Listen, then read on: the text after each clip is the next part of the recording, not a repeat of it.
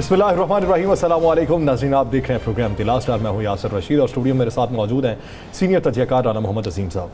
नाज़रीन, बजट पेश हो चुका, बजट के ऊपर अब बहस होनी है।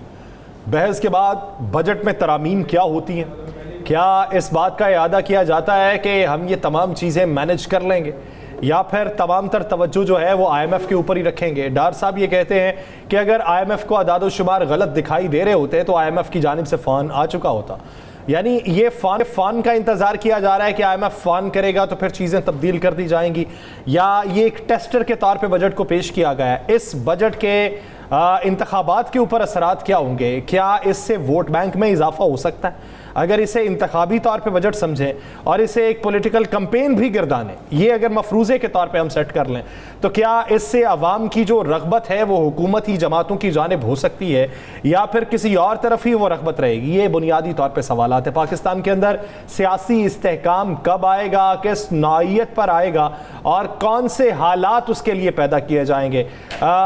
इलेक्शन के हवाले से जो इबाहम है वो अभी भी कहीं ना कहीं पे कायम है। बात की जा रही है डार साहब की तरफ से कि एलोकेशन पैसों की कर दी गई है, लेकिन इलेक्शन बाद में होना भी कोई गैर आइनी तौर पे ऊपर मुतालबा नहीं है। तो फिर हुकूमती इस वक्त तरजीहात क्या है, मुआशी तौर पे हालात क्या हैं, सियासत का रुख क्या है? राना साहब की तरफ बढ़ते हैं। राना साहब, आप समझते हैं बजट मंजूर हो जाएगा? बिस्मिल्लाहिर्रहमानिर्रहीम, अस्सलातु वस्सलामु अलैका या सय्यदी या रसूल अल्लाह, अस्सलातु वस्सलामु अलैका या सय्यदी या हबीब अल्लाह। यासिर साहब, जिस हुकूमत के अपोजिशन लीडर राजा रियाज साहब आज ये कह रहे हो कि बेहतरीन बजट पेश किया है, तो उसको मंजूर करवाने से कौन रोक सकता है? और यार, जब मुझे तो आपकी सोच पे समझ नहीं आ रही, मेरी सोच बड़ी महदूद सी है। नहीं, महदूद नहीं है, आपके अंदर की जो सोच है ना, फिर आपको सियासी कारकुन वाली, भाई मेरे पास कम फहम, कम इल्म, कज फहम, कज खूंज दिमाग हूँ, इसलिए। अच्छा, बात यह है कि जहाँ पे राजा रियाज जैसे अपोजिशन लीडर खुद कह रहे हो कि बेहतरीन बजट है, तो उसकी मंजूरी में कोई रुकावट हो सकती है? जहाँ पर खुद हुकूमत के अंदर मौजूद एक वजीर, मुशीर बल्कि वज़ीर आला का मुआविन हसूसी, स्टैंडिंग कमेटी का चेयरमैन हमारे प्रोग्राम में कह रहा हो कि जनाब मैं इस बजट से मुतमिन नहीं, लेकिन फिर भी वोट देना बजट को। मुझे एक बात है, आपने बैठाई हुई हैं कठपुतलियाँ जिन्हें आप इशारा करते हैं यस, हाथ खड़ा हो जाए यस जनाब, जैसे आप करते हैं नो, कहते हैं नो जनाब। उन्होंने पूछना ही नहीं क्या है क्या नहीं। मैं आपको ना इनका ये जो बजट कल पेश हुआ है ना, इस पे मैं आपको एक छोटी सी चीज़ सुना देता ना। एक शख्स गया यासिर साहब नौकरी ढूंढने, उसने इंटरव्यू दिया, 12, 13, 14, 16 लोग बैठे थे, उन्होंने इंटरव्यू उसका सुना। उन्होंने कहा जनाब आप पास हो गए, आप बड़े काबिल आदमी हैं। उसने कहा कमाल हो गया। उन्होंने कहा जनाब आपकी तनख्वाह होगी 10 लाख। उस बड़ा खुश हुआ। उसने कहा आपकी 10 लाख तनख्वाह पर हमारी कंपनी का महाना जो बचत है ना वो है 5 लाख।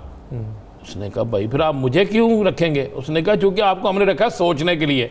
तो यही बात सोचनी है आपने कि 5 लाख इनकम है, 10 लाख आपकी तनख्वाह किस तरह निकलेगी।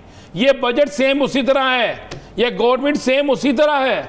मुझे एक बात है, जिस गवर्नमेंट के अदाद शुमार खुद वजीरे खजाना जनाब फरमा रहे हैं इतने पैसे और इतना कर्ज है और बचत तो आपके पास है ही कुछ नहीं। अच्छा राना साहब, इस पे मैंने एक सोशल मीडिया की इस वक्त एक पोस्ट बहुत ज़्यादा वायरल हो रही है, ये तमाम इदाद शुमार को सुन के कि अगर इतने खर्च हो जाएंगे तो बचेगा क्या। उस पर लिखा है कि बजट में सेहत के लिए अल्लाह शाफ़ी, तालीम के लिए रब्बी ज़िदनी इल्मा और गरीबों के लिए वल्लाहु खैरुर राज़िकीन के वजीफ़े मुख्तस किए गए। ये है बजट। और अरकान असम्बली और वज़रा के लिए हाजा मिन फजल रब्बी, हाँ जी, जो आए समेट जो बाद में लिखते हैं घर के बाद हाजा मिन फजल रब्बी। यार खुदा का खौफ करें। मुझे एक बात है, मैंने कल कहा था इलेक्शन बजट है, बिल्कुल इलेक्शन बजट है, लेकिन इलेक्शन दूर बहुत है, ये फंस जाएंगे। चलने तो दें ज़रा 5, 7, 10, 20 दिन, ये ऐसा फंसेंगे कि लोग इनका गिराव करेंगे। लोग इस्लामाबाद की तरफ जाएंगे। ये तनख्वाहों में इजाफा दूर की बात, तनख्वाहें मैं कह रहा कहाँ से देंगे तनख्वाहें? इजाफा दूर की बात, तनख्वाहें देंगे कहाँ से? इजाफा किया कितना है, किस किस जगह किया है? भाई आपके मुल्क के अंदर अगर 1 करोड़ लगा लें सरकारी मुलाजमीन है, तो जो बाकी 23 करोड़ है उनके साथ क्या कर रहे हैं आप? उनको रोटी कहाँ से देंगे, उनको तालीम कहाँ से देंगे, उनको नौकरी कहाँ से देंगे, उनके एजुकेशन के लिए कहाँ से करेंगे, उनकी बीमारी के लिए इलाज में क्या करेंगे, बताएं ना मुझे, कहाँ पे करेंगे? कुछ नहीं है इनके पल्ले। ये बस अल्फाज का खेल खेल रहे हैं, लेकिन अब वक्त नहीं अल्फाज का खेल खेलने का। अब लोगों को चाहिए रिलीफ, लोगों को चाहिए सहूलतें, आवाम को चाहिए चीज़ें। मैंने आज एक बड़े मारूफ काश्तकार से पूछा, मैंने कहा जी वो कहते हैं काश्तकारों का बजट है। उसने कहा जी मुझे कोई एक चीज़ दिखा दे इसमें जो काश्तकार की है। उसने कहा इन्होंने ऐलान कर दिया 50,000 कर्ज देंगे। उसने कहा 50,000 में मुझे बताएं आता क्या है? 50,000 में मुझे कोई बीज बता दें जो 1 एकड़ में डालने के लिए आता हो, कोई ऐसा मुझे स्प्रे बता दें जो 1 एकड़ में करने के लिए आता हो, कोई ऐसी चीज़ था। उसने कहा बिजली महंगी, बिजली सस्ती करते हैं ना काश्तकार के लिए। वो कहते हैं जी शमसी तवानाई पर ट्यूबवेल्स लगाए जाएंगे। अब वाह सदके जामा नदी शमसी, जिस तरह कमाल के आदमी है, ये कमाल के आदमी है। मैं कह रहा हूँ कि इनसे बेहतरीन एडमिनिस्ट्रेटर कहीं हो ही नहीं सकता। ये वो लोग हैं कि जिन्होंने आवाम को पागल करने का एक बेहतरीन मंसूबा बना लिया। आपने कह दिया जनाब हमने हेल्थ के लिए इतना रख लिया, और भाई इस मुल्क की सबसे बड़ी सहूलत जो थी ना वो थी हेल्थ कार्ड। किसी को किसी सियासी जमात से इख्तलाफ हो, किसी को उससे हमदर्दी हो, कोई उसका वोटर हो या ना हो, ये तो उसको भी मिला है कि जो मुस्लिम लीग नून का था, जिसके पास शनाख्ती कार्ड था। या सर क्या उसको हेल्थ कार्ड नहीं था? वो सबको सहूलत नहीं मिल रही थी, चाहे कोई सहाफ़ी है, चाहे कोई मजदूर है, चाहे कोई सियासतदान है, चाहे कोई अरबपति है, चाहे कोई बिल्कुल गरीब है, क्या नहीं मिल रहा था? सहाफ़ियों के लिए ये इंश्योरेंस, मेहरबानी इनकी जी, बहुत बहुत मेहरबानी की है इन्होंने हम पर एक बड़ा रहम किया है। हम इनके शुक्रगुजार हैं जी कि इंश्योरेंस हमारी, लेकिन हमें इंश्योरेंस के साथ सिक्योरिटी भी दे दें। हमें ये यकीन दहानी करा दें कि पाकिस्तान में सहाफ़ी शहीद नहीं होगा, कत्ल नहीं होगा, पाकिस्तान में सहाफ़ियों की ज़िंदगियों को दाव पे नहीं लगाया जाएगा, पाकिस्तान में आज़ादी सहाफ़त पर कदगन नहीं लगेगी, पाकिस्तान में हमें आज़ाद सहाफ़त की इजाज़त दे दें। जनाब ये आप हम पे मेहरबानी कर दें। ये करने वाली जो चीज़ें हैं, क्या सर आप बात कर लेना ज़रा थोड़ी सी, इस आपने बजट की बात की है, ये बजट इंतहाबी बजट था, ठुस हो गया, ये अपनी दलदल में खुद ही गिर गए। सियासी कब्र जो किसी के लिए खोद रहे थे, ये उसमें खुद गिरने वाले हैं। आज पहला दिन है, आप मुझे बता दें कि महंगाई में कोई फ़र्क किसी एक चीज़ में जिस पे इन्होंने ऐलान किया? ऐलानात, हाँ ये है कि ऐलानात के बाद महंगाई में फ़र्क नहीं पड़ता, लेकिन ऐलानात अगर आप डॉलर के हवाले से करेंगे कि 4 दिन बाद बढ़ जाएगा या पेट्रोल की कीमतें बढ़ जाएंगी, तो वो फौरी तौर पे बढ़ सकती हैं। बस इतनी सी बात है। 1 जुलाई वो मंजूरी तक उसका इंतज़ार नहीं होता। इस बिल का अमल दरामद 1 जुलाई को होना ना जी, इसका आज से शुरू हो गया। महंगाई वाली चीज़ों पे, महंगी होने वाली चीज़ों पे हो गया है। डॉलर आपका कंट्रोल में नहीं है, कर्ज आपके बढ़ते जा रहे हैं, नौकरियां आपने नहीं दी, आप लोगों को बिल्कुल बेवकूफ़ बना रहे हैं। सियासत कर लेंगे, लेकिन आप ज़हन में रखिएगा कि ये सारा मलबा आप ही की सियासी जमातों ने, आपके इत्तेहाद में मौजूद सियासी जमातों ने आप पे डालना है। किसी और ने तो डालना नहीं, किसी और का तो आप नाम लेने नहीं देते, आप पे डालना है। इन्हीं सियासी जमातों ने जो आपके साथ हैं, आज पीपल्स पार्टी ने कहना शुरू कर दिया है जनाब सबसे बड़े स्टेक होल्डर वो हैं, आप उनसे जाके पूछें। मौलाना साहब ने भी ये कहना शुरू कर दिया। वो तो कश्मीर के इलेक्शन में ही देख लें, उस दिन जो वो वीडियो मंजर आम पे आई ठप्पों वाली, तो उस पर हिना परवेज़ भट्ट साहिबा ने वो ट्वीट लगाई हुई थी कि ये पाकिस्तान पीपल्स पार्टी अपनी पुरानी रवायात यानी धांधली से बाज नहीं आएगी। तो उसके बाद अता तारड़ साहब ने भी कुछ फरमाया हुआ था। फरमाया तो बहुत से लोगों ने, तो फिर बहुत सी वीडियोस में भी कुछ फरमाया गया। तो फिर आप मुझे बताएं किस तरह ये चलने तो दें। मैं तो कह रहा था, मुझे किसी शख्स ने आज फ़ोन करके कहा कि राना साहब आप कह रहे थे कि बजट के बाद कोई दंगल सियासी होने वाला है। मैं कहा शुरू हो गया, होने वाला क्या है, दंगल तो शुरू हो गया। पहलवान खारे में उतर गए हैं। हर पहलवान जो अब देख रहा है कि मैंने दूसरे पहलवान को किस दाव पे से नीचे फेंकना है, कौन किसके साथ है। मैं कि ये काम शुरू हो गया है और आपको ये चीज़ें नज़र आना शुरू हो जाएंगी। आप क्या समझते हैं, आज हो गई, देखें 62 दिन रह गए इस हुकूमत के, 62 डेज। इन्होंने क्या प्लान बनाया कि 12 को हुकूमत ख़त्म होनी है, 10 को इन्होंने हुकूमत डिज़ोल्व करनी है। या सर नोट कर लीजिएगा, 10 अगस्त को ये हुकूमत डिज़ोल्व करेंगे ताकि 90 दिन मिल सके, फिर 90, फिर 90, फिर 90, ये फिर याद रखेंगे। उसके बाद ये सारे चीखेंगे, फिर ये प्रोटेस्ट पे जाएंगे, फिर ये प्रोटेस्ट पे जाएंगे। मैं आपको जो कह रहा हूँ, वो किस वजह से, क्या बयानिया होगा, बैनर्स क्या होंगे? बैनर्स बड़ा सिंपल सा है। आज तो ये भंगड़े डाल रहे हैं कि हमने 90 दिन में इलेक्शन नहीं होने दिए। ठीक है, तो क्या अगले 90 दिन में इलेक्शन हो जाएंगे जो ये चाहते हैं? नहीं, वो तो प्ली अगले दिन की ही करके तो इसकी बनाई गई बुनियाद। अब उसकी प्ली क्या बनाई जाएगी? उसकी प्ली भाई, मुल्क के अंदर हालात ठीक नहीं है, तूफ़ानी बारिशें हैं, आने वाला सैलाब है, मुल्क के और हालात है, मुल्क के मुआशी हालात ही ले लें यार, सारे ही छोड़ दें। तज़किरा वो छेड़ दिया है, यानी बहुत बड़ा नुकसान हुआ है। आज 28 अफराद तकरीबन लुक़मा अजल बने, ये सिर्फ खैबर पख्तूनख्वा में। बिल्कुल। और मज़े वाली बात यह है, मज़ा तो नहीं, मैं कैसा, अल्लाह माफ़ करे, बात यह है कि एक भी हुकूमती शख्स वहाँ नहीं गया, एक भी सियासी लीडर वहाँ नहीं गया। अभी खदशात भी हैं, यानी अभी मजीद वहाँ पे है। आप बलूचिस्तान की साहली पट्टी ले लें, ये सिंध की ले लें, सारी पट्टी पे तूफान आ रहा है, 900 किलोमीटर का फासला है उसका। और अगर वो अपना रुख तब्दील भी करता है तब भी औड़माड़ा वाली साइड और ईरान, और अगर नहीं भी करता तो कराची और बलूचिस्तान। उसके बाद गिलगित बल्तिस्तान में जो हालात पैदा हो रहे हैं, तो ये सवाल ये बनता है क्या प्रिवेंशन के लिए इंतजाम किए होंगे इन्होंने? ये जो पिछला सैलाब था, तबाहकारियों के बाद क्या हिफाजती इक़दाम? यार पिछले सैलाब से ना सबसे ज़्यादा फ़ायदा हुआ है तगड़े लोगों को, सही अंदोज़ों को, उन सियासतदानों को। बाहर से आने वाली एड, मुझे बता दें, अपने जिक्र कर ही दिया, कितने पैसे लगे हैं जो बाहर से आए थे? याद है इन्होंने एक आगे यहाँ पे ऐलान किया था कि जनाब इतने ज़्यादा पैसे इकट्ठे हो गए। बाहर से आए कितने हैं पहले? तो मैं यही कह रहा हूँ कि हमारी इज्जत क्या है?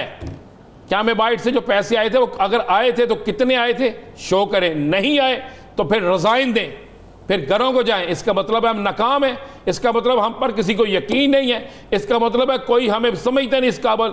हम बार बार हर शख्स को कह रहे हैं हम पे यकीन करें, हम खुदा की कसम पैसे खाएंगे नहीं, हम इस पे लगाएंगे, हम फलां करेंगे, हम फलां करेंगे। तो फिर आप लोग मजाक उड़ाते हैं ना यार, उड़ाते हैं कि नहीं? मजाक उड़ाया जाता है। फिर ये कहते हैं यार टीवी पे प्रोग्राम बंद कर दो, फलाने का फला बंद कर दो, ये हमारे खिलाफ। हम खिलाफ नहीं बोल रहे, हम आप लोगों को समझा रहे हैं। मियां शबाशी साहब, आपने ऐलान किया था आटा इतने का नहीं होगा तो ये कपड़े बेच दूंगा। वो इस वक्त लंडे के कपड़ों, ठीक है। फिर आपने कहा था मेरा नाम आप न्याजी रख लीजिएगा, कहा था ना एक चीज पे, याद है आपको? हाँ जी, हाँ जी। तो फिर क्या नाम रखे इनका? नाम किसके अबू नाम पे नाम बिगाड़ सकते हैं? नाम बिगाड़ना तो ये सियासतदानों का तुर्रा इम्तियाज है। तो फिर मुझे बताएं कि अगर पैसे आए हैं तो शो करें, अगर नहीं आए तो फिर आलमी सतह पर क्या हमारी रिस्पेक्ट इतनी भी नहीं है? क्या आलमी सतह पर हमारी पोजीशन ये है कि हम वहाँ यहाँ पर आके हमने कई अखबारात में इश्तिहारात दे दिए, हमने खुशी के शाबदियाने बजा दिए, हमने कहा जनाब हमने दुनिया की सबसे बड़ी फतह मिल गई, हमारी बेहतरीन हौलजा पॉलिसी, हमारी बेहतरीन जो है शबाशी साहब के तलक़ात काम दिखा गए। अगर वो पैसे आए होते तो आज सिंध के अंदर ये सूरत हाल ना होती।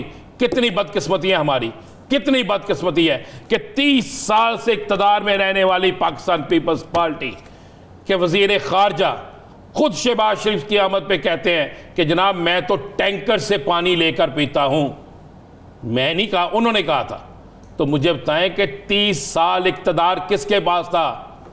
अगर आप अपने इक़्तिदार में भी पानी वफाक से टैंकर के लिए मांगते हैं कि नहीं जनाब नहीं होना चाहिए, फिर आपको सोचना चाहिए कि खराबी कहाँ पे है, फिर आपको पूछना चाहिए। ये चीज़ें तो अब टीवी की जीनत बनती हैं, आपके क्लिप्स तो मौजूद हैं, किस तरह रुक सकेंगे? तो अब जनाब ये बात कहीं से कहीं पे निकल जाएगी। यासर साहब, ये इलेक्शन आ रहे हैं, अगर इलेक्शन हुए, पहली बात ये है अगर इलेक्शन हुए, अब आप कहेंगे कि आइन के मुताबिक होते हैं, तो आइन तो ख़त्म हो गया, आइन के मुताबिक तो होने थे, नहीं ना हुए। अब आइन के मुताबिक अगर इलेक्शन होते हैं तो वो 90 दिन, फिर 90 दिन, फिर 90 दिन, फिर 90 दिन। अगर आप उस वक़्त कहते हैं क्या फ़र्क पड़ता है, क्या फ़र्क पड़ता है, मुल्क की मौशियत हमें देखनी है, तो फिर देखें ना।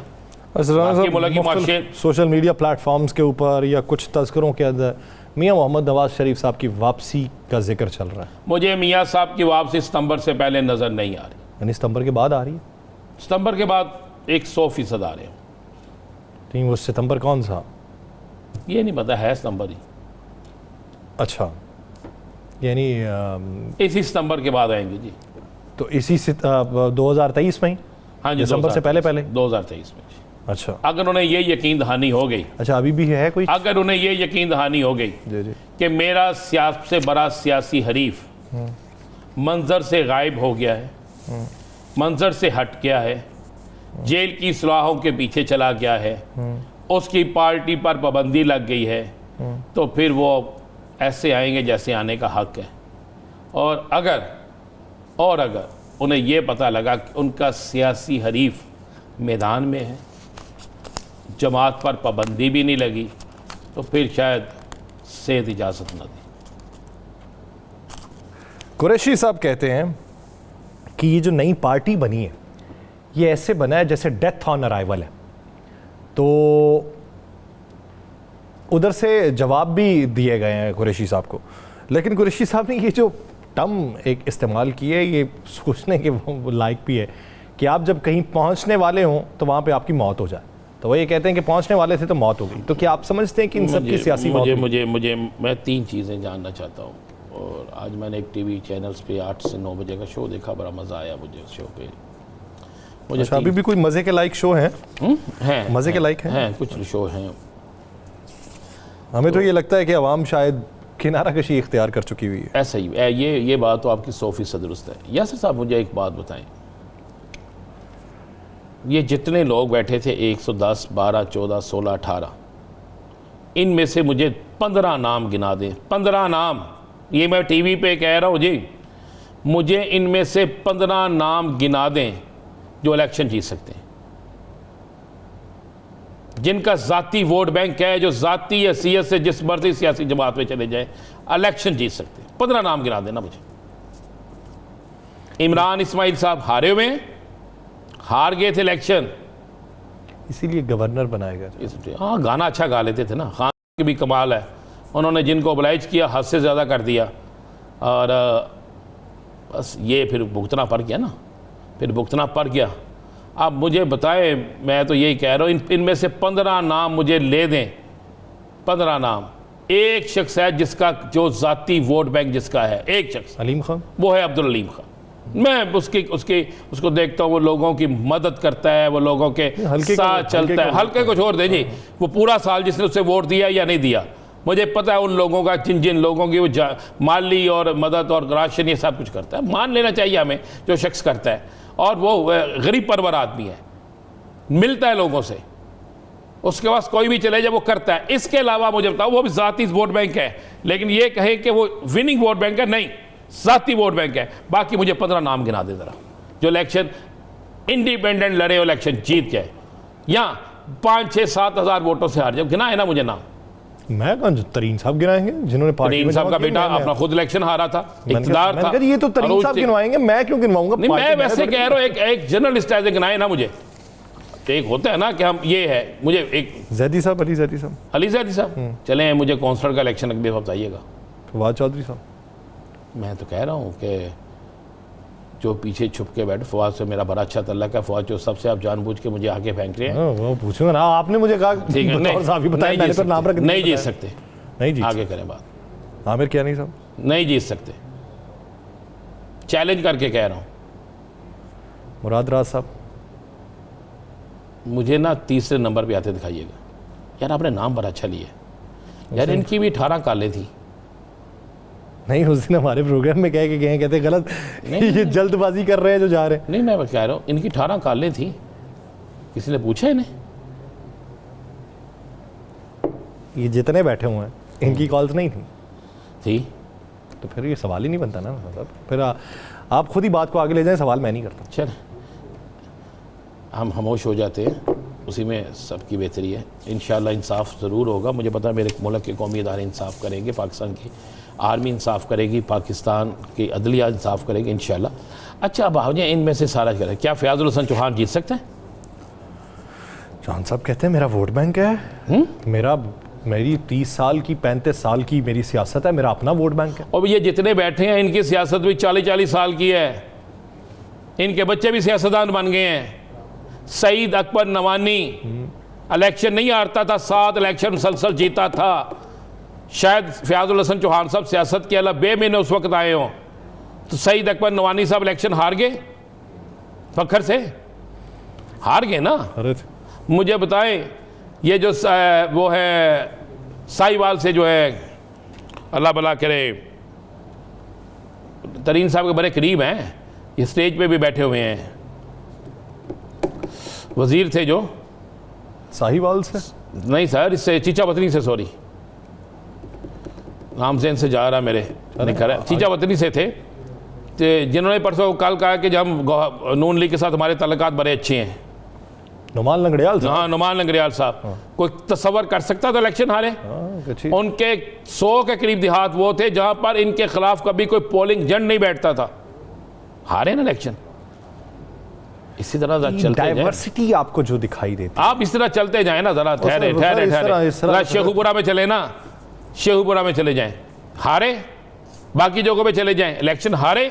अब आप क्या समझते हैं? मैं कहता हूं कि ये इलेक्शन अब जाती वोट बैंक वाला नहीं, कोई 10 सीटें भी ना निकलेंगी, कोई 10 सीटें भी ना निकलेंगी। मैं कह रहा हूं 25 सीटें निकल जाएंगी इनकी, मैं कह रहा हूं 25 सीटें निकल जाएंगी। वो 150 बंदा है, 25 सीटें आप निकाल के आप क्या समझते हैं? वो कहते हैं अभी 150 है, अभी तो और बढ़ेगा। मैं कह रहा हूं 300 बंदे आ जाएंगे। ये मुस्लिम लीग नून से इत्तेहाद करते हैं, तो मुस्लिम लीग नून सारी सीटें दे देंगी? नहीं देगी तो जो जिसको सीट नहीं मिलेगी वो क्या करेगा? गालियां निकालेगा, इनको छोड़ के चला जाएगा। पीपल्स पार्टी के साथ जाते हैं, क्या वो सारी सीटें दे देंगे? नहीं, तो ये उनके खिलाफ इलेक्शन लड़ते हैं। अगर ये उनके खिलाफ इलेक्शन लड़ते हैं तो ये तो सारे आपस में लड़ेंगे। फिर शाह महमूद कुरैशी की बात तो दुरुस्त हुई ना, फिर ये आपस में लड़ेंगे। मुझे उस दिन बताइएगा जब इमरान इस्माइल साहब सिंध में इलेक्शन जीतेंगे, जब अली जैदी साहब सिंध में इलेक्शन जीतेंगे, मुझे बताइएगा उस दिन हमें बताइएगा कि जब ये इलेक्शन जीतेंगे। हमारे ही प्रोग्राम में मौलवी महमूद मौलवी ने क्या कहा था? सियासत से किनारा कशी, नहीं करूंगा सियासत, बच्चों को टाइम दूंगा। कहां पे खड़े थे? अली जैदी साहब ने क्या कहा था? यहां पे गोली लगेगी, कहां खड़े थे? भाई, लोगों की याददाश्त नहीं गुम हुई, लोग नहीं भूले। आमर कियानी साहब ने कहा था मैं कब सियासत में नहीं आऊंगा।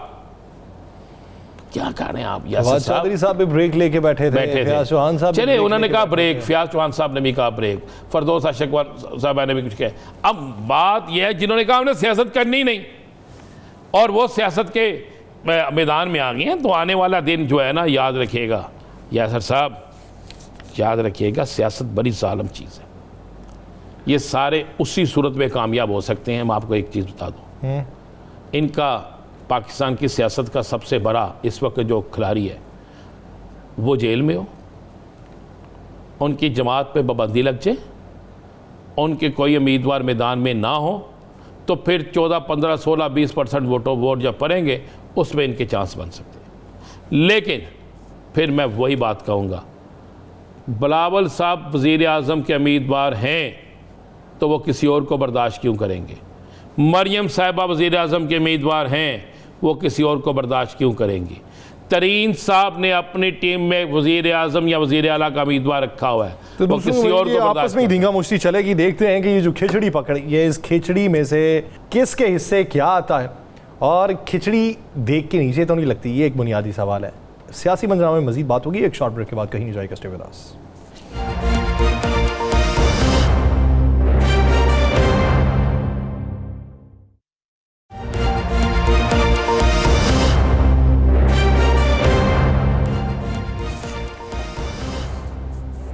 ब्रेक के बाद खुशामदी नाज़रीन। इस वक्त सियासी मंजरनामे के उफक के ऊपर कौन चमक रहा? मौजूदा जो मुआशी बहरान है उससे निपटने के लिए किसके पास कौन सा नुस्खा कीमिया है? मौजूदा सूरत हाल के अंदर अगर हम अपने अहदाफ मुकम्मल नहीं कर पा रहे तो उसमें कोताहियाँ किसकी? आइंदा इंतखाबात के बाद हर जमात के नैरेटिव में किस हद तक तब्दीली आ रही है, या उनका नज़रिया किस हद तक वसी हो रहा है, या उनके अहदाफ किस हद तक बढ़ है? इसी बारे में बात करेंगे। सूबाई वज़ीर सिंध तैमूर तालपुर साहब ने हमें ज्वाइन किया। तैमूर साहब बहुत मशकूर हैं आपके वक्त के। तैमूर साहब, आज बजट पेश किया गया, बजट तकरीर हुई सिंध असम्बली में, 2247 अरब रुपए का बजट है। अब अगर हम विफाकी बजट के अदाद शुमार देखें ना, तो सूबों को देने के बाद, बैरूनी अदायगियाँ करने के बाद उनके पास बचता कुछ नहीं है, -500 अरब जाता है। फिर हम उधर सोचते हैं कि ये PSDP पे, बेनज़ीर इनकम सपोर्ट प्रोग्राम पे, ये दीगर जो प्रोग्राम्स हैं उसके ऊपर किस तरीके से खर्च करेंगे। तो आप क्या समझते हैं बतौर सूबाई वजीर कि सिंध का जो बजट तश्कील पाया है इसका खसारा किस तरीके से पूरा किया जाएगा और तरक्याती अहदाफ किस तरीके से मुकम्मल किए जाएंगे? बिस्मिल्लाहिर्रहमानिर्रहीम। ये जो अभी हालात चल रहे हैं ये कोई नॉर्मल हालात नहीं है। इस मुल्क को जिस तरह से डबोने की पूरी कोशिश की उस फितने न्याजी ने, वो आपके मेरे सामने है। हम एक अवामी हुकूमत हैं, हमें अवाम को जाके पेश होना है उनके सामने, हमें उनसे वोट मांगने हैं, हमें उन्हें रिलीफ देना है, क्योंकि अवाम की बहुत सी ऐसी चीज़ें, ऐसी बातें हैं जो एक्सपेक्ट करती थी एक सियासी गवर्नमेंट से। जब पाकिस्तान पीपल्स पार्टी कोalition में होगी तो उन सब चीज़ों का भी ख्याल करना है। जिस हिसाब से आज इन्फ्लेशन चल रही है, वैसे तो पूरी दुनिया में इन्फ्लेशन है, पर खसूसन ज़्यादा अफेक्ट पाकिस्तान को कर रही है। तो उस इन्फ्लेशन के होते हुए बहुत ज़रूरी था कि हम सरकारी तनख्वाहें बढ़ाते, बहुत ज़रूरी था कि हम लोएस्ट जो मिनिमम वेज होता है उसका लेवल ऊपर लाएं, बहुत ज़रूरी था कि हम वो लोग जो पॉवर्टी लाइन से नीचे रहते हैं, सर्टिफाइड लोग जो पॉवर्टी लाइन से नीचे हैं, वो बेनज़ीर भुट्टो इनकम सपोर्ट के प्रोग्राम पर ही गुजारा करते हैं, वो औरतें बेचारी, वो विडोज जो हैं, तो उनको भी जो है हमें देखना बहुत ज़रूरी था। इसमें कोई शक नहीं है। सिंध का बजट भी खसारे का है, वफाक का भी बजट खसारे का है, पर आपने देखा होगा जो भी टैक्स रेवेन्यूज का हम बनाते हैं गोल, वो सिंध हुकूमत हर साल अचीव कर रही है और बड़ी अच्छी तरह से अचीव कर रही है, और कभी कभी उससे ज्यादा जो है आ जाता है हमारे पास। तो ऑफ कोर्स बजट अवाम के लिए अवाम फ्रेंडली बना है। खसूसन एग्रीकल्चर में बहुत सी सब्सिडीज दी गई हैं जमींदारों को, जो कि बैकबोन है पाकिस्तान की। आपने देखा इंडस्ट्री पे भी कोई ऐसा नया टैक्स नहीं दिया, बल्कि उनको भी जहां जहां पर रिलीफ दे सके हैं वहां पर रिलीफ दिया है ताकि इनकम जनरेशन बढ़े। तो सब चीजों को मद्देनजर रखते हुए हमारे पास इससे बेहतर बजट का कोई जो है ना आ सकता था, ना इम्कान था, और ना हमने सोचा था कि इतना अवाम फ्रेंडली बजट आएगा। अच्छा तो भैया मुझे ये तो बता दें कि नई सियासी जमात बन गई है और वो मुस्लिम लीग नून के साथ इत्तेहाद की बातें भी शुरू हो गई हैं। अता तारड़ साहब ने आज कह भी दिया है कि हमारा इकट्ठा इत्तेहाद होगा, मिलकर लड़ेंगे और हम सीट एडजस्टमेंट इत्तेहाद सारा कुछ करेंगे, हमने अगला वज़ीर-ए-आज़मशिप भी लेनी है। और आप लोगों पे इल्ज़ाम भी लगा रहे हैं कि आपने ठप्पे बड़े लगाए हैं, आपने देखा होगा ट्वीट किए हैं, उन्होंने बड़ा शोर मचाया। तो आप क्या समझते हैं कि नई सियासी जमात का मुस्तकबिल क्या है, और जरदारी साहब के पंजाब में डेरे डालने से ये खौफज़दा हैं, क्या हैं? जिस तरह से पाकिस्तान पीपल्स पार्टी को पंजाब में, खसूसन साउथ पंजाब में रिस्पांस मिला है, जिस तरह से लोगों ने शमूलियत की है, तो लोग वाकई घबरा गए हैं। लोग ये देख रहे हैं कि पंजाब में भी कहीं हमसे बाजी इस बार पाकिस्तान पीपल्स पार्टी ले जाएगी। तो घबराना बनता है, घबराना खराब नहीं है इस टाइम पर उनको ये भी जहन में रखना चाहिए कि सदर जरदारी की एक सोच है, वो सोच के मुताबिक चलते हैं। वो आज भी नून लीग के साथ चल रहे हैं और बड़ी अच्छी तरह से चल रहे हैं, और ये हुकूमत भी जो नून लीग की आई उसका भी क्रेडिट जो है किंग मेकर सदर जरदारी को ही जाता है। आज अगर उनके साथ सच्चे खड़े हैं तो कल भी उनके साथ सच्चे खड़े होंगे। और एक सवाल तो बनता है ना तालपुर साहब, एक सवाल तो बनता है। अब आप ये कह रहे हैं कि जनूबी पंजाब में पीपल्स पार्टी जो है वो कुछ मजबूत हो रही है। अब IPP जो इस्तेहकाम पाकिस्तान पार्टी है उसमें अक्सरियत जिन लोगों की है उनका ताल्लुक भी जनूबी पंजाब से है। अब सियासी पंडित ये राय रखते हैं कि वो और किसी को ज़्यादा से ज़्यादा नुकसान पहुंचाएं ना पहुंचाएं, पीपल्स पार्टी को ज़रूर पहुंचाएंगे। अब इस बारे आप क्या राय रखते हैं? आप एक एक्सपेरिमेंटल पार्टी की बात कर रहे हैं। पहले PTI पे एक्सपेरिमेंट किया गया फितने न्याजी के साथ, क्या रिजल्ट मिला इनको, और अब इनके साथ अगर कोई कर रहा है एक्सपेरिमेंट तो मेरे ख्याल से अच्छी बात नहीं है। बहरहाल मैं समझता हूँ ज़ाती तौर पे कि तरीन साहब एक अच्छे इंसान है। इस पार्टी से मुझे एक ही गिला है कि इसका नाम जरा ऐसा रखते कि मैं अभी 3 दिन से कोशिश कर रहा हूँ पर मुझे अब तक आया नहीं बोलना, तो नाम जरा अच्छा रखते तो IPP बोल ले, आप IPP बोल ये बेहतर रहेगा। थैंक यू, बड़ी जबरदस्त आपने एडवाइस दी है मुझे, मैं आपकी एडवाइस दूंगा।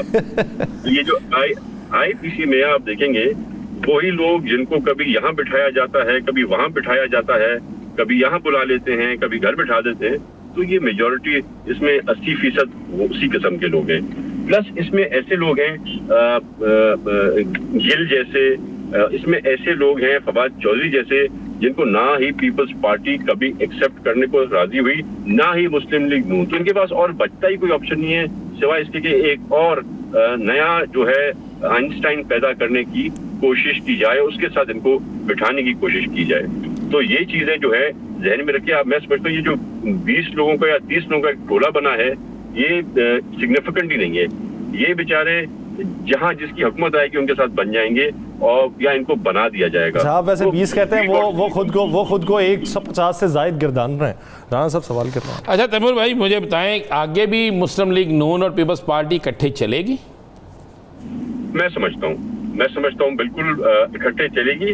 और मैं आपको ये भी बता दूं कि अगर इन केस कोई ऐसी चीज हुई और हमारे जो रास्ते हैं वो अलग अलग हुए, तो पाकिस्तान पीपल्स पार्टी की तरफ से कभी भी नहीं होगा, वो सदर जरदारी या चेयरमैन बिलावल की तरफ से कभी भी नहीं होगा, वो उनकी तरफ से हो सकता है। वो जो 2 दिन से प्रेस कॉन्फ्रेंसें हो रही हैं, ट्वीट चल रहे हैं इतने उनके लोगों की तरफ से, उस पर आप क्या कहते हैं? कश्मीर के इलेक्शन इस किस्म के लोग हर जमात में होते हैं। मेरे पास भी आप कहें तो मैं आपको ऐसे बहुत लोग गिनवा दूंगा जो मैटर भी नहीं करते पर वो बोलते रहते हैं मना करने के बावजूद। हमारे कुछ सीनियर भी हैं, एजाज हसन साहब हैं, वो भी बात बोलते रहते हैं जो ना पार्टी पॉलिसी पर है, ना जो है सो वो कोई मैटर करती है, ना उनकी बात से कोई फर्क पड़ता है, पर वो कहते हैं लीडरशिप क्योंकि सीनियर है तो उनको चुप करके सुन लेते हैं। देखिए चले आप एजाज हसन साहब की बात कर रहे हैं, लतीफ खोसा साहब। एक चीज और भी आप जरा ध्यान में रखें कि आज लोगों ने जरूर ट्वीट किए, किसी ने कहा ठप्पे लगाया, किसी ने कोई गलत इल्जाम लगाया, कोई गलत इल्जाम लगाए, पर जिसका जो कैंडिडेट था, जो टिकट होल्डर था, जो हारा, उसने अपनी ट्वीट में हार कबूल की और दूसरे को मुबारकबाद दी। तो ये तो मिनाज साहब का बड़ापन हो सकता है। आप ये बात कर रहे हैं कि कुछ लोगों की बातें मैटर नहीं करती हैं, आप एतजाज साहब का तज़किरा कर रहे हैं, मैं लतीफ खोसा साहब का भी साथ में कर देता हूं, लेकिन वो पार्टी लीडरशिप के साथ दिखाई नहीं देते। ये जो दूसरी तरफ से बातें कर रहे हैं ना, वो पार्टी लीडरशिप के दाएं बाएं दिखाई देते हैं, तो फिर उनकी बात कैसे नहीं मैटर करती?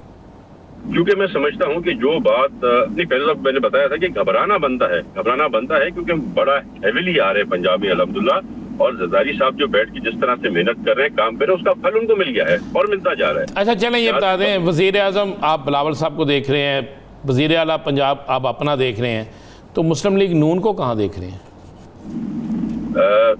सदर जरदारी बहुत ही बड़े दिल के शख्स हैं। मैं समझता हूं अगर प्राइम मिनिस्टरशिप बिलावल को मिलेगी तो वो पंजाब में जरूर नून लीग को अच्छी तरह से करेंगे और खुशी से करेंगे।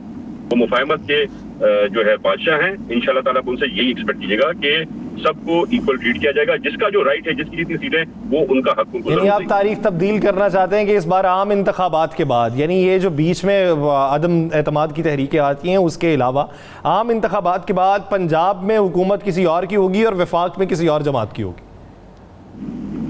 ये तो वक्त ही बताएगा कितनी सीटें हम उठाते हैं, कितनी सीटें मियां साहब उठाते हैं, पर मैं समझता हूँ और नई जमात को फारिग कर दिया आपने।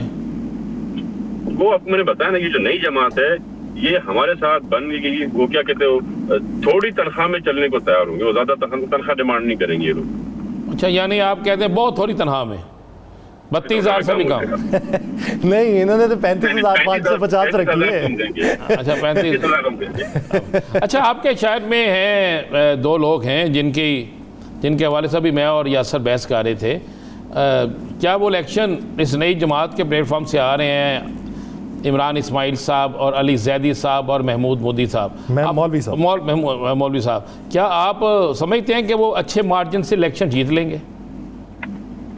मैं नहीं समझता कि अब इन लोगों को फिर से बारी मिलेगी, क्योंकि जो नुकसान इमरान न्याजी ने अपना किया है तो जो इन लोगों का किया है और जो अवाम का किया है, तो जो खून के जो छींटे हैं ना वो इनके गिरबान पर भी पहुंचे हुए हैं, तो इनको इलेक्शन लड़ना काफी मुश्किल होगा। और कराची सिंध के भी तो आप भूलिए ना, आप सिंध में तो बात ही ना करें इनकी, ना ये क्या आपने बताया इसका नाम, इस्तेकाम में पाकिस्तान IPP, तो ये भी जो है ना ये कुछ भी नहीं करेंगे। कराची सिंध का पूरा आप छोड़ दें, ये पंजाब में भी जो है ना, इनके जो कॉलर्स हैं वो मैले हुए हैं उसके लोगों के फोन से। तो ये मैं नहीं समझता कि वहां पर भी जीतेंगे। ये एक फ्लॉप टाइप पार्टी बना दी एक तरफ। अच्छा, अगर तैमूर साहब आपकी नज़रियात के मुताबिक और आपकी सोच के मुताबिक एक तजर्बा आगा की एक नई तजर्बाती पार्टी है, तो आप लोग तो फिर पीटीआई को भी नहीं मानते थे, तो आप लोग इसको भी नहीं मानेंगे। तो ये बताइए, अगर ये इल्हाक करने को आएंगे तो इल्हाक फिर किन बुनियादों पे किया जाएगा जब आपको ये लगेगा कि इनके सियासी बैकग्राउंड कुछ नहीं है, बुनियादें कुछ नहीं? देखिए जी, बुनियादें तो आपके मेरे सामने हैं। इनको लाया गया और इनको मेजॉरिटी भी ना मिल सकी। इनको कोalition गवर्नमेंट बनानी पड़ी सबके साथ मिलजुल के। हालांकि जिस तरह से धांधली हुई हमारी आंखों के सामने, जिस तरह से ज्यादतियां हुई पीपल्स पार्टी के साथ सिंध में, पंजाब में, बलूचिस्तान में, तो ये सारा कर करा के भी उनको सिंगल लार्जेस्ट मेजॉरिटी ना दे सके। तो अब वो जब एक बूथ जो सवार था वो खत्म हो गया है, तो इनको आप काउंट ही ना करें। तो यही कुलिया तो आपके साथ भी आजमाया जा सकता है। अगर आपको ये लगता है कि आपकी अक्सरियत हो रही है, या पीएमएलएन को लगता है हम वापस आ रहे हैं, तो फिर आप भी नहीं अक्सरियत हासिल कर पाएंगे अगर आपके मद्दे मुकाबिल इस तरह की पार्टी खड़ी कर दी गई है। आपको भी कोलिशन में जाना पड़ेगा। इंशाल्लाह ताला हमें कोलिशन की जरूरत नहीं पड़ेगी, पर हम फिर भी अपने कोलिशन पार्टनर्स को अपने साथ रखेंगे, चाहे नून लीग हो चाहे दूसरे हों। और जैसे कि हम अगर थोड़ी तनख्वाह पे ये भी आ जाएंगे तो हम इनको भी रख लेंगे। कराची का मेयर कौन बन रहा है?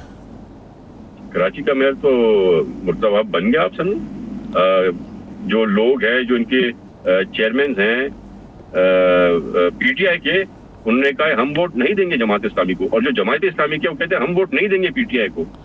लेकिन वो हलफ के वक्त तो सारे इकट्ठे थे और उन्होंने अपना पावर शो भी किया।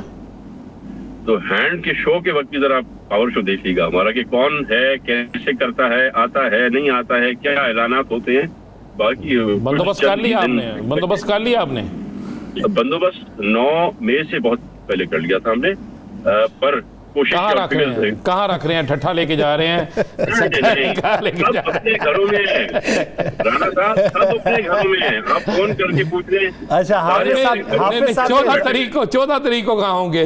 15 को इलेक्शन है, 14 को कहाँ होंगे ये सारे? 14 को भी अपने घरों से निकल के और वोट करने के लिए आएंगे। और जो नहीं आएंगे और कुछ ऐसे भी होंगे जो कह देंगे भाई हमें वोट नहीं देना। अच्छा, हाफिज साहब ये बात कर रहे हैं, कहते हैं जी कि वोट डालने वालों को सिंध हुकूमत उठाई जा रही है। नहीं जी, आप सारे अपने घरों पे बैठे हुए हैं। जब ये लोग बुलाते हैं वो जाते हैं, पर वो वोट नहीं देंगे। उन्होंने कहा वोट हमारा जो है वो इमरान खान का नहीं है, ना इमरान खान के हमायती को देंगे। शायद अगर ये पहले समझ जाती बात जमायत, तो बहुत बेहतर होता। हमारे साथ ही आके अगर हम इनको काफी टाउन में एडजस्ट करने को तैयार थे, हम इनको काफी अपना डिप्टी मेयरशिप देने को तैयार थे, इन्होंने अपने पैर में खुद कुल्हाड़ा मारा है और अब ये परेशान है। अब ये बातें कर रहे हैं, एहतजाज करेंगे, असेंबली नहीं चलने देंगे, कराची का हाउस बंद करा देंगे, कुछ भी नहीं कर सकेंगे। पर इनकी डेस्परेशन जो है ना, इनकी बातों से सामने आती है। डेस्परेशन बातों से यहाँ हो रही है, तो इसलिए मेयर कराची का जो बनेगा वो पाकिस्तान पीपल्स पार्टी का ही बनेगा। बहुत शुक्रिया तैमूर साहब इस हवाले से अपना वक्त देने के लिए। नाज़रीन, सियासी मंजरनामे में मजीद बात करेंगे, एक शॉर्ट ब्रेक के बाद कहीं जाएगा।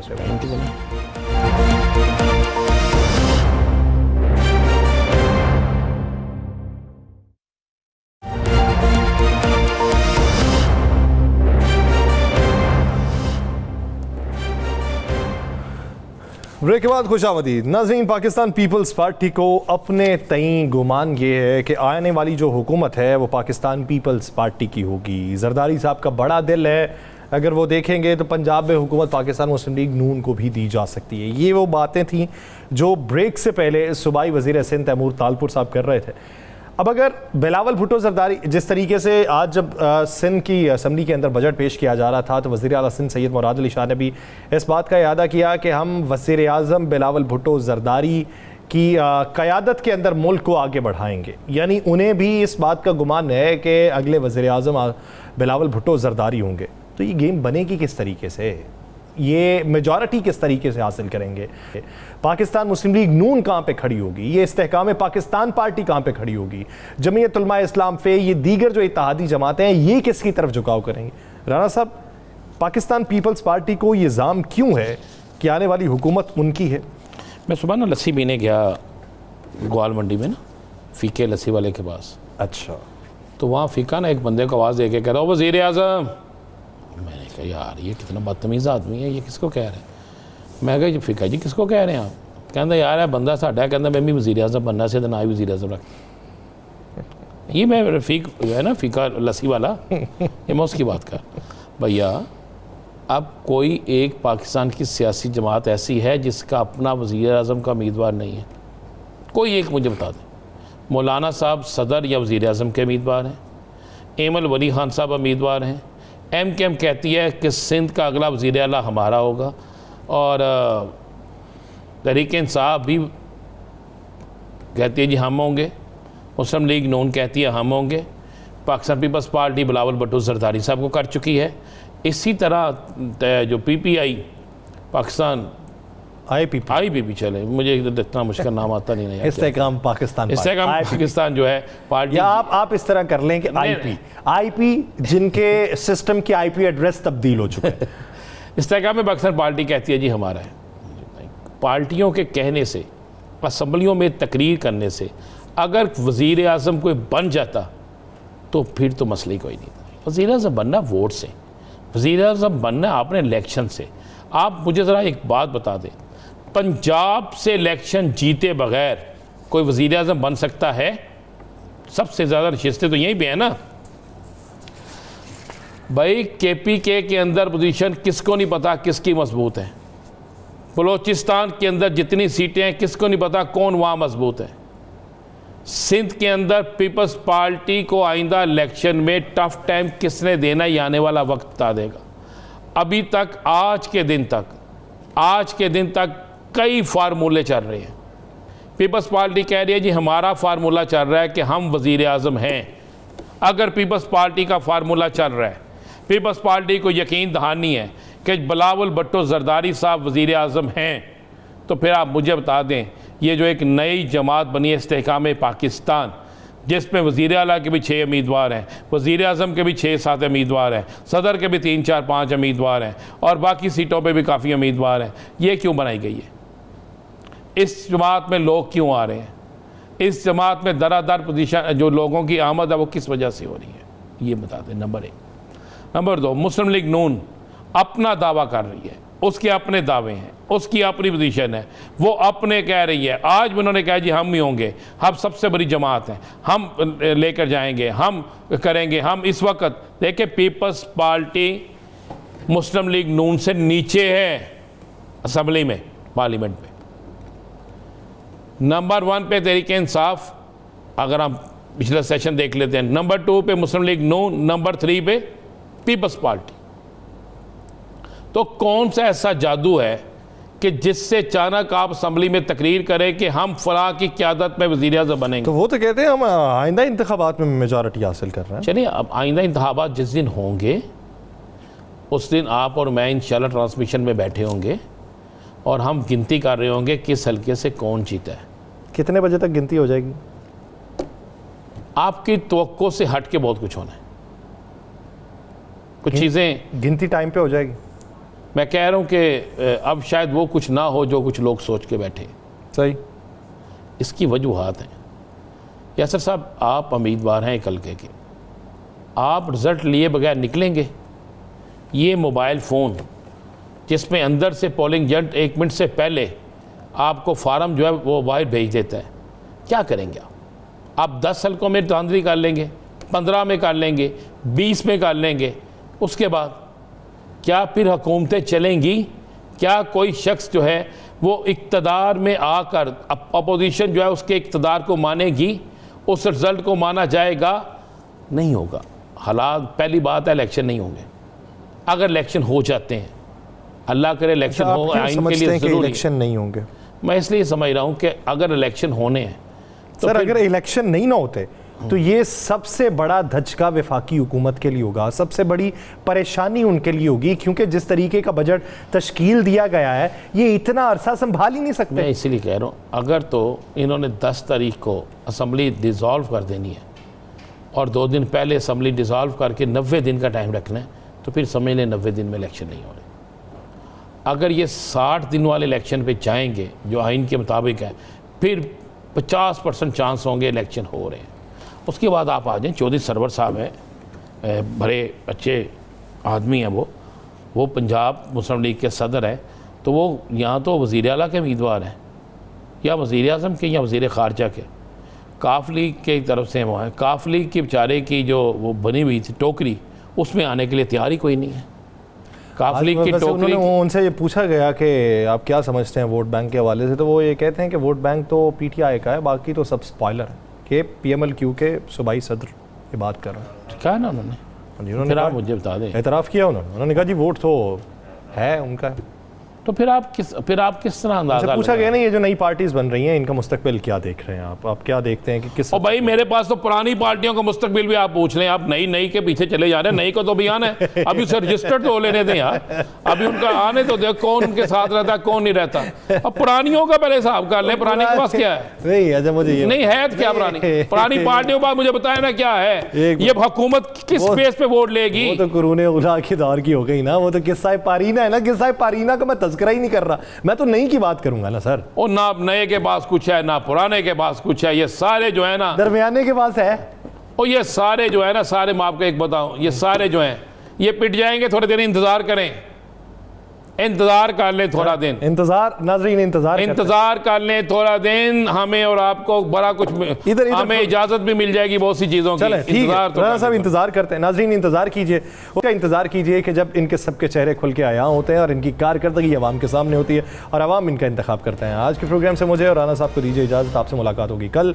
अपना बहुत सा ख्याल रखिएगा, अल्लाह के बाद।